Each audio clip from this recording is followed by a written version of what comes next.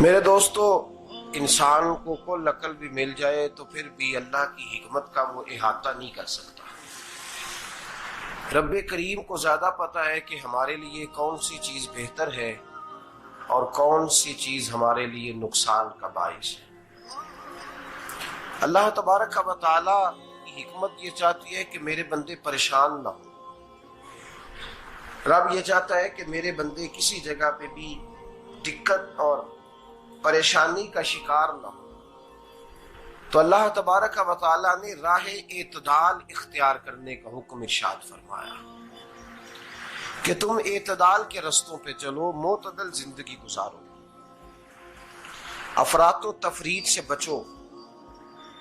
آج جس معاشرے میں ہم وقت گزار رہے ہیں، اس معاشرے میں ہم اس بات کو سمجھنے سے قاصر ہیں کہ اصل ہمارا مسئلہ کیا ہے۔ ہمارا اصل جو مسئلہ ہے اس کی شناخت ہمیں کیسے ہوگی اور ہم پھر اس تک رسائی کس انداز میں حاصل کر پائیں۔ ہم ہمیشہ اپنی آمدن بڑھانے کے چکر میں رہتے ہیں، ایک کام اور شروع کر لیں، پارٹ ٹائم جاب شروع کر لیں، کوئی سائیڈ بزنس اس کا آغاز کر لیں۔ ہماری جو دوڑ لگی ہوئی ہے وہ لگی ہے کام بڑھانے میں، آمدن بڑھانے میں، حالانکہ اسلام ہمیں یہ کہتا ہے کہ تو آمدن بڑھانے کے چکر میں نہ پڑ، اصل بات یہ ہے کہ تو اپنے خرچے کنٹرول کر۔ تنگ انسان وہ نہیں ہوتا جس کی آمدن تھوڑی ہوتی ہے، یہ توجہ کیجیے گا میری بات، یہ قیمتی بات ہے اور گفتگو ساری کا لب لباب ہے۔ تنگ بندہ وہ نہیں ہوتا جس کی آمدن تھوڑی ہوتی ہے، اصل پریشان وہ ہوتا ہے جس کے خرچے زیادہ ہوتے ہیں۔ اور ہمارا جو روزمرہ کا نقصان ہو رہا ہے نا، وہ آمدن کے معاملات میں نہیں ہو رہا۔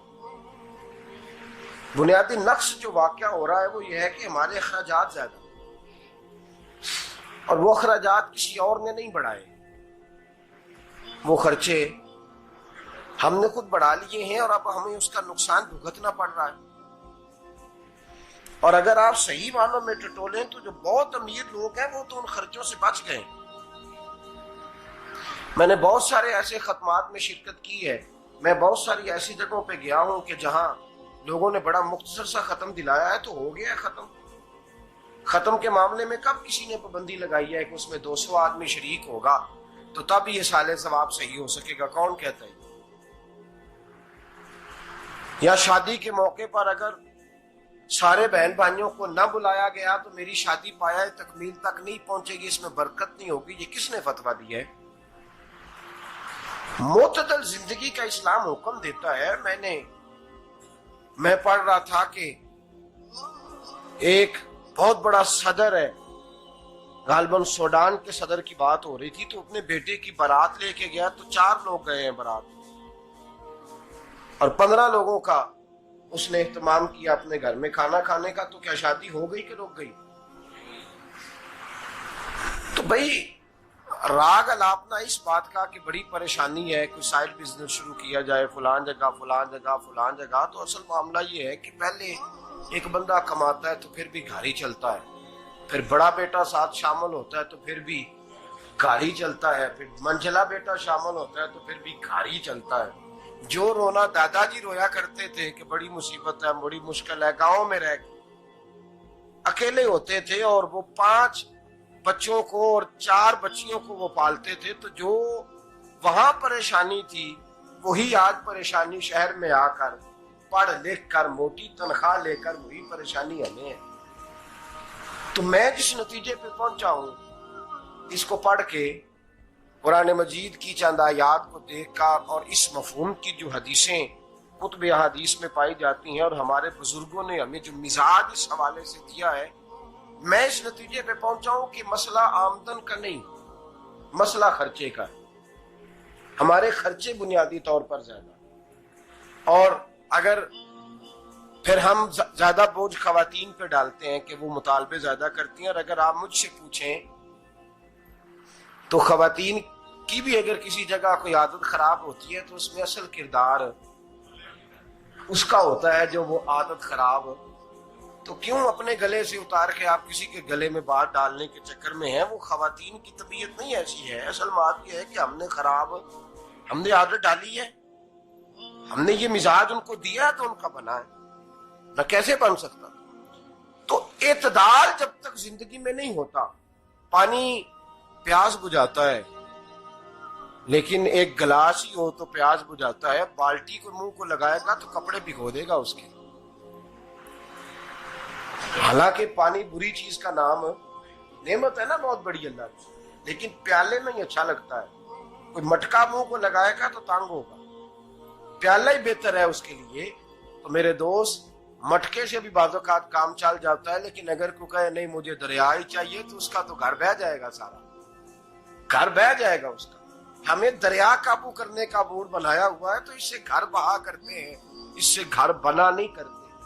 گھر پیالے سے پانی پینے سے بنتا ہے.